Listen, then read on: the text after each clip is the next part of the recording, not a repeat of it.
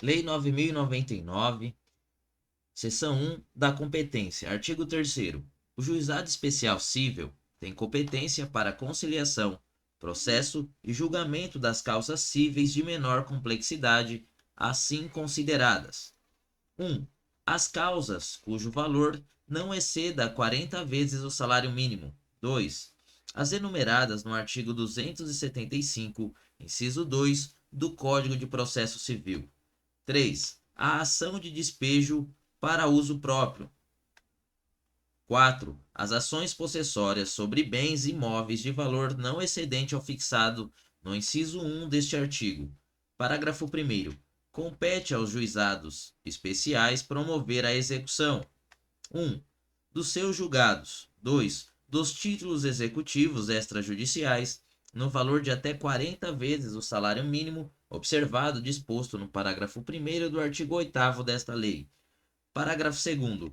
Ficam excluídas da competência do juizado especial as causas de natureza alimentar, falimentar, fiscal e de interesse da fazenda pública e também as relativas a acidentes de trabalho, a resíduos e ao estado e capacidade das pessoas, ainda que de cunho patrimonial. Parágrafo 3º. A opção pelo procedimento previsto nesta lei importará em renúncia ao crédito excedente ao limite estabelecido neste artigo, excetuada a hipótese de conciliação. Artigo 4º. É competente para as causas previstas nesta lei o juizado do foro: 1. Do domicílio do réu, ou a critério do autor, do local onde ele exerça atividades profissionais ou econômicas ou mantenha estabelecimento, filial, agência, sucursal ou escritório. 2. Do lugar onde a obrigação deva ser satisfeita. 3. Do domicílio do autor ou do local do ato ou fato nas ações para reparação de dano de qualquer natureza.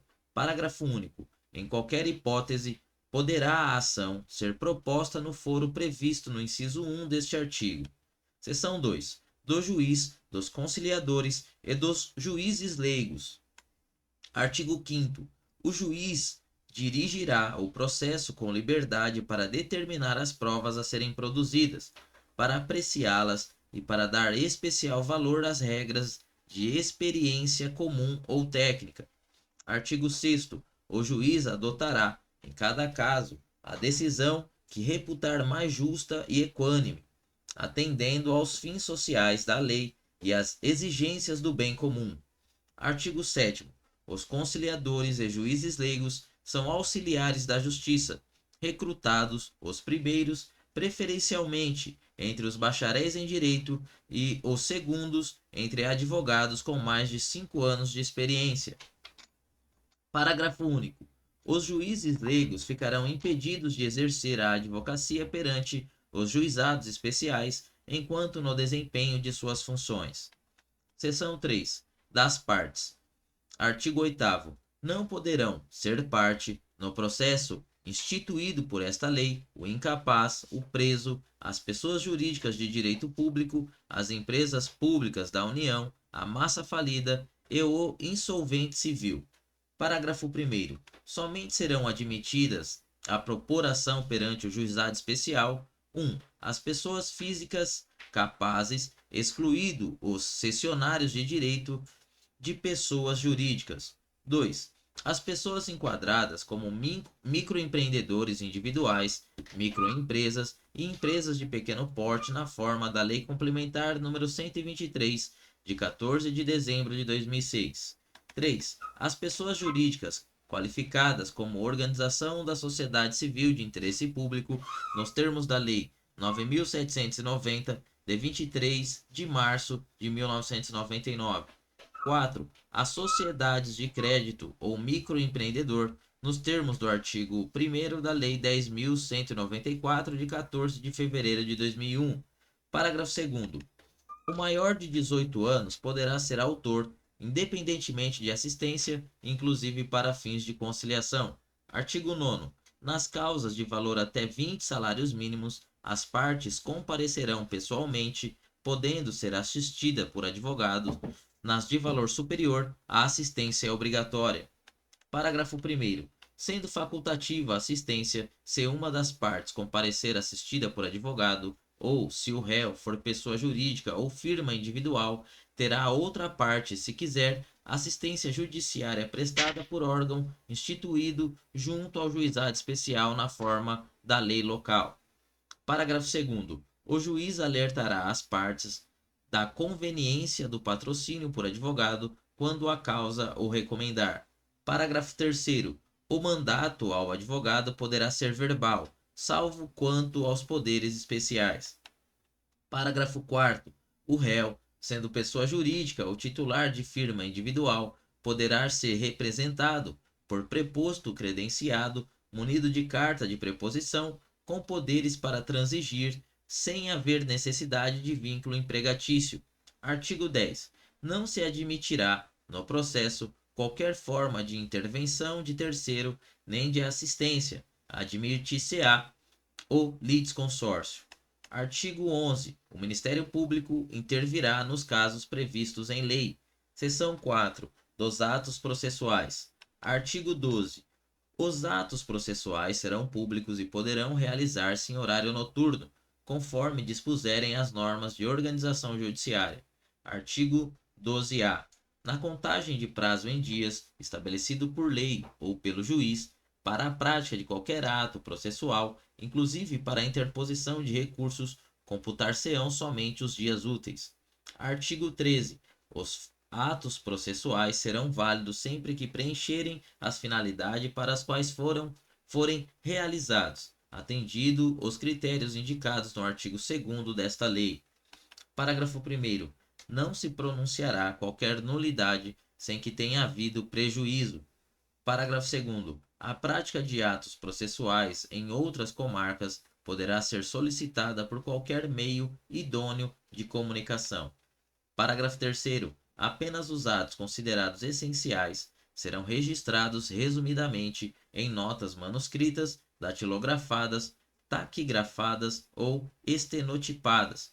Os demais atos poderão ser gravados em fita magnética ou equivalente, que será inutilizada após o trânsito em julgado da decisão. Parágrafo 4º. As normas locais disporão sobre a conservação das peças do processo e demais documentos que o instruem. Seção 5 do pedido. Artigo 14. O processo instaurar-se-á com a apresentação do pedido escrito ou oral à Secretaria do Juizado. Parágrafo 1º. Do pedido constarão, de forma simples e em linguagem acessível, 1. O nome, a qualificação e o endereço das partes. 2. Os fatos e os fundamentos de forma sucinta. 3. O objeto e seu valor. Parágrafo 2º. É lícito formular pedido genérico quando não for possível determinar, desde logo, a extensão da obrigação. Parágrafo 3º. O pedido oral será reduzido a escrito pela Secretaria do Juizado, podendo ser utilizado o sistema de fichas ou formulários impressos.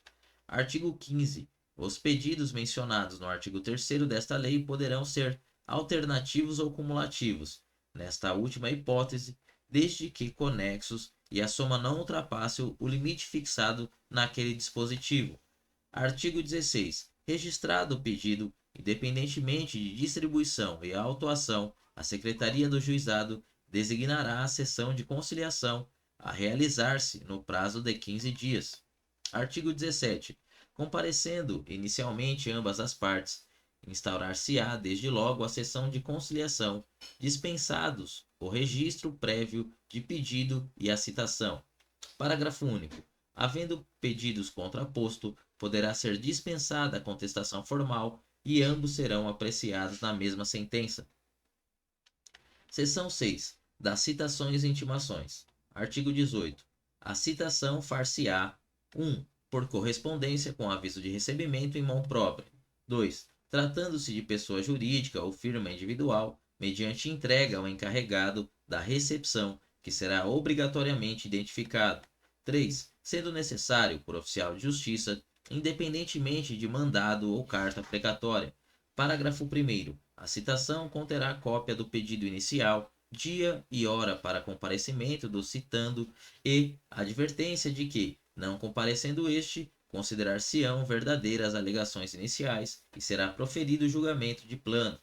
Parágrafo 2º. Não se fará citação por edital. Parágrafo 3º. O comparecimento espontâneo suprirá a falta ou nulidade da citação. Artigo 19. As intimações serão feitas na forma prevista para a citação ou por qualquer outro meio idôneo de comunicação. Parágrafo 1º. Dos atos praticados na audiência, considerar-se-ão desde logo cientes as partes.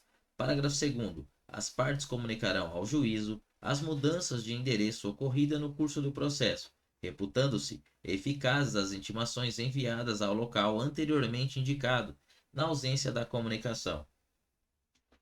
Capítulo 3. Dos juizados especiais criminais. Disposições gerais. Artigo 60. O juizado especial criminal, provido por juízes togados ou togados e leigos, tem competência para a conciliação, o julgamento e a execução das infrações penais de menor potencial ofensivo, respeitadas as regras de conexão e continência. Parágrafo único. Na reunião de processos perante o juízo comum ou o tribunal do júri, decorrentes da aplicação das regras de conexão e continência, observar-se-ão os institutos da transação penal e da composição dos danos civis. Artigo 61. Consideram-se infrações penais de menor potencial ofensivo, para os efeitos desta lei, as contravenções penais e os crimes as que a lei comine pena não superior a 2 anos, cumulada a ou não com a de multa. Artigo 62. O processo perante o juizado especial orientar-se-á pelos critérios da oralidade, simplicidade, informalidade, economia processual e celeridade, objetivando sempre que possível a reparação dos danos sofridos pela vítima e a aplicação de pena não privativa de liberdade. Seção 1. Da competência e dos atos processuais. Artigo 63. A competência do juizado será determinada pelo lugar em que foi praticada a infração penal. Artigo 64. Os atos processuais serão públicos e poderão realizar-se em horário noturno e em qualquer dia da semana, conforme dispuserem as normas de organização judiciária. Artigo 65. Os atos processuais serão válidos sempre que preencherem as finalidades para as quais foram realizadas, atendidos os critérios indicados no artigo 62 desta lei. Parágrafo 1º. Não se pronunciará qualquer nulidade sem que tenha havido prejuízo. Parágrafo 2º. A prática de atos processuais em outras comarcas poderá ser solicitada por qualquer meio hábil de comunicação. Parágrafo 3º. Serão objeto de registro escrito exclusivamente os atos havidos por essenciais. Os atos realizados em audiência de instrução e julgamento poderão ser gravados em fita magnética ou equivalente. Artigo 66. A citação será pessoal e far-se-á no próprio juizado, sempre que possível, ou por mandado. Parágrafo único. Não encontrado o acusado para ser citado, o juiz encaminhará as peças existentes ao juízo comum para adoção do procedimento previsto em lei.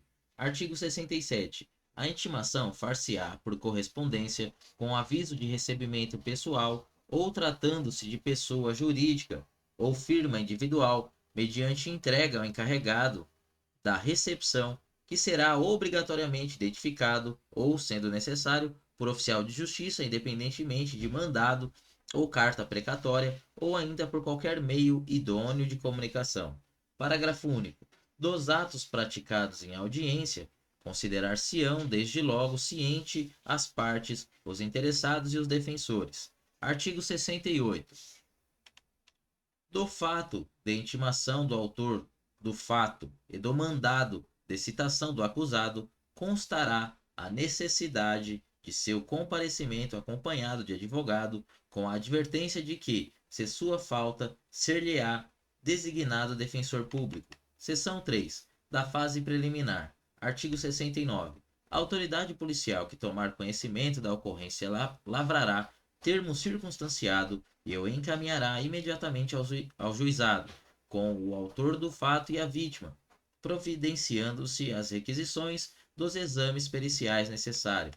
Parágrafo único. Ao autor do fato, que após a lavratura do termo for imediatamente encaminhado ao juizado ou assumir o compromisso de a ele comparecer, não se importará prisão em flagrante, nem se exigirá fiança. Em caso de violência doméstica, o juiz poderá determinar, como medida de cautela, seu afastamento do lar, domicílio ou local de convivência com a vítima. Artigo 70. Comparecendo o autor do fato e a vítima, e não sendo possível a realização imediata da audiência preliminar, será designada a data próxima da qual ambos sairão cientes. Artigo 71.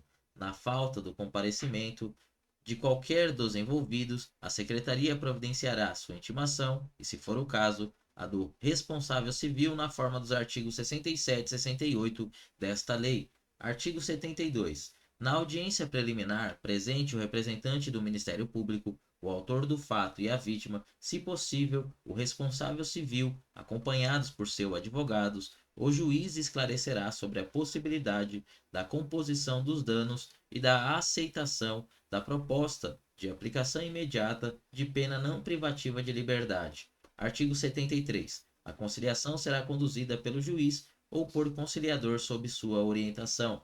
Parágrafo único. Os conciliadores são auxiliares da justiça, recrutados na forma da lei local, preferencialmente entre bacharéis em direito, excluído os que exercem funções na administração da justiça criminal. Artigo 74. A composição dos danos civis será reduzida a escrito e homologada pelo juiz mediante sentença irrecorrível, terá eficácia de título a ser executado no juízo civil competente. Parágrafo único. Tratando-se de ação penal de iniciativa privada ou de ação penal pública condicionada à representação, o acordo homologado acarretará a renúncia ao direito de queixa ou representação. Artigo 75. Não obtida a composição dos danos civis, será dada imediatamente ao ofendido a oportunidade de exercer o direito de representação verbal, que será reduzida a termo. Parágrafo único. O não oferecimento da representação na audiência preliminar não implica decadência do direito, que poderá ser exercido no prazo previsto em lei. Artigo 76. Havendo representação ou tratando-se de crime de ação penal pública incondicionada, não sendo o caso de arquivamento, o Ministério Público poderá propor a aplicação imediata de pena restritiva de direitos ou multas a ser especificada na proposta. Parágrafo 1º. Nas hipóteses de ser a pena de multa única aplicável, o juiz poderá reduzi-la até a metade. Parágrafo 2º. Não se admitirá a proposta se ficar comprovado: 1. Ter sido o autor da infração condenado pela prática de crime, a pena privativa de liberdade por sentença definitiva. 2. Ter sido agente beneficiado anteriormente, no prazo de 5 anos, pela aplicação de pena restritiva ou multa, nos termos deste artigo. 3. Não indicarem os antecedentes, a conduta social e a personalidade do agente, bem como os motivos e as circunstâncias, sem ser necessária e suficiente a adoção da medida. Parágrafo 3º. Aceita a proposta pelo autor da infração e seu defensor, será submetida à apreciação do juiz. Parágrafo 4º. Acolhendo a proposta do Ministério Público aceita pelo autor da infração, o juiz aplicará pena restritiva de direitos ou multa, que não importará em reincidência, sendo registrada apenas para impedir novamente o mesmo benefício no prazo de 5 anos. Parágrafo 5º. Da sentença prevista no parágrafo anterior, caberá a apelação referida no artigo 82 desta lei.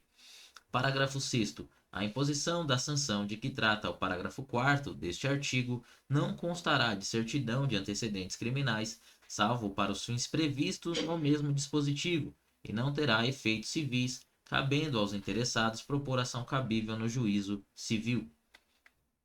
Seção 3. Do procedimento sumaríssimo. Artigo 77. Na ação penal de iniciativa pública, quando não houver aplicação de pena, pela ausência do autor do fato ou pela não ocorrência das hipóteses previstas no artigo 76 desta lei, o Ministério Público oferecerá ao juiz de imediato denúncia oral, se não houver necessidade de diligências imprescindíveis. Parágrafo 1º. Para o oferecimento da denúncia, que será elaborada com base no termo de ocorrência referido no artigo 69 desta lei, com dispensa do inquérito policial, prescindir-se-á do exame do corpo de delito quando a materialidade do crime estiver aferida por boletim médico ou prova equivalente. Parágrafo 2º. Se a complexidade ou circunstância do caso não permitirem a formulação da denúncia, o Ministério Público poderá requerer ao juiz o encaminhamento das peças existentes na forma do parágrafo único do artigo 66 desta lei.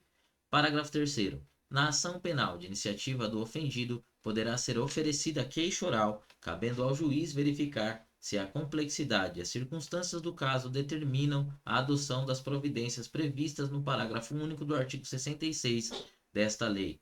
Artigo 78. Oferecida a denúncia ou queixa, será reduzida a termo, entregando-se cópia ao acusado, que com ela ficará citado e imediatamente cientificado da designação de dia e hora para a audiência de instrução e julgamento, da qual também tomarão ciência o Ministério Público, o ofendido, o responsável civil e seus advogados. Parágrafo 1º. Se o acusado não estiver presente, será citado nas formas dos artigos 66 e 68 desta lei e cientificado da data de audiência de instrução e julgamento, devendo a ela trazer suas testemunhas ou apresentar requerimento para intimação, no mínimo 5 dias antes de sua realização. Parágrafo 2º. Não estando presentes o ofendido e o responsável civil, serão intimados nos termos do artigo 67 desta lei para comparecerem à audiência de instrução e julgamento. Parágrafo 3º.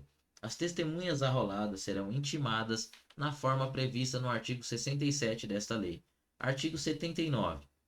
No dia e hora designados para audiência de instrução e julgamento, se na fase preliminar não tiver havido possibilidade de tentativa de conciliação e de oferecimento de proposta pelo Ministério Público, proceder-se-á nos termos do artigo 72, 73, 74 e 75 desta lei. Artigo 80. Nenhum ato será adiado, determinando o juiz, quando imprescindível, a condução coercitiva de quem deva comparecer. Artigo 81. Aberta a audiência, será dada a palavra ao defensor para responder à acusação. Após o que o juiz receberá ou não a denúncia ou queixa, havendo recebimento, serão ouvidas a vítima e as testemunhas de acusação e defesa, interrogando-se a seguir o acusado, se presente, passando-se imediatamente aos debates orais e à prolação da sentença. Parágrafo 1º. Todas as provas serão produzidas na audiência de instrução e julgamento, podendo o juiz limitar ou excluir as que considerar excessivas, impertinentes e protelatórias. Parágrafo 1º-A. Durante a audiência, todas as partes e demais sujeitos processuais presentes no ato deverão respeitar a dignidade da vítima, sob pena de responsabilização civil, penal e administrativa, cabendo ao juiz garantir o cumprimento do disposto nesse artigo, vedadas: 1. A manifestação sobre circunstâncias ou elementos alheios aos fatos objeto de apuração nos autos. 2. A utilização de linguagem, de informação ou de material que ofendam a dignidade da vítima ou de testemunhas. Parágrafo 2º. De todo o ocorrido na audiência, será lavrado termo, assinado pelo juiz e pelas partes, contendo breve resumo dos fatos relevantes ocorridos em audiência e a sentença. Parágrafo 3º. A sentença, dispensado o relatório, mencionará os elementos de convicção do juiz. Artigo 82. Da decisão de rejeição da denúncia ou queixa e da sentença caberá apelação, que poderá ser julgada por turma composta de 3 juízes em exercício no primeiro grau de jurisdição, reunidos na sede do juizado. Parágrafo 1º. A apelação será interposta no prazo de 10 dias, contados da ciência da sentença pelo Ministério Público, pelo réu e seu defensor, por petição escrita da qual constarão as razões e o pedido do recorrente. Parágrafo 2º. O recorrido será intimado para oferecer resposta escrita no prazo de 10 dias. Parágrafo 3º. As partes poderão requerer a transcrição da gravação da fita magnética a que alude o parágrafo 3º do artigo 65 desta lei. Parágrafo 4º. As partes serão intimadas da data da sessão de julgamento pela imprensa. Parágrafo 5º. Se a sentença for confirmada pelos próprios fundamentos, a súmula do julgamento servirá de acórdão. Artigo 83. Cabe embargos de declaração quando, em sentença ou acórdão, houver obscuridade, contradição ou omissão. Parágrafo 1º. Os embargos de declaração serão opostos por escrito ou oralmente, no prazo de 5 dias contado da ciência da decisão. Parágrafo 2º. Os embargos de declaração interrompem o prazo para a interposição de recurso. Parágrafo 3º. Os erros materiais podem ser corrigidos de ofício. Seção 6. Disposições finais. Artigo 88. Além das hipóteses do Código Penal e da legislação especial, dependerá de representação a ação penal relativa aos crimes de lesões corporais leves e lesões culposas. Artigo 89. Nos crimes em que a pena mínima combinada for igual ou inferior a 1 ano, abrangidas ou não por esta lei, o Ministério Público, ao oferecer a denúncia, poderá propor a suspensão do processo por 2 a 4 anos, desde que o acusado não esteja sendo processado ou não tenha sido condenado por outro crime, presentes os demais requisitos que autorizariam a suspensão condicional da pena, artigo 77 do Código Penal. Parágrafo 1º. Aceita a proposta pelo acusado e seu defensor, na presença do juiz, este, recebendo a denúncia, poderá suspender o processo, submetendo o acusado a período de prova, sob as seguintes condições: 1. Reparação do dano, salvo impossibilidade de fazê-lo. 2. Proibição de frequentar determinados lugares. 3. Proibição de ausentar-se da comarca onde reside sem autorização do juiz. 4. Comparecimento pessoal e obrigatório a juízo mensalmente para informar e justificar suas atividades. Parágrafo 2º. O juiz poderá especificar outras condições a que fica subordinada a suspensão, desde que adequadas ao fato e à situação pessoal do acusado. Parágrafo 3º. A suspensão será revogada se, no curso do prazo, o beneficiário vier a ser processado por outro crime ou não efetuar, sem motivo justificado, a reparação do dano. Parágrafo 4º. A suspensão poderá ser revogada se o acusado vier a ser processado no curso do prazo ou por contravenção ou descumprir qualquer outra condição imposta. Parágrafo 5º. Expirado o prazo sem revogação, o juiz declarará extinta a punibilidade. Parágrafo 6º. Não correrá a prescrição durante o prazo de suspensão do processo. Parágrafo 7º. Se o acusado não aceitar a proposta prevista nesse artigo, o processo prosseguirá em seus ulteriores termos.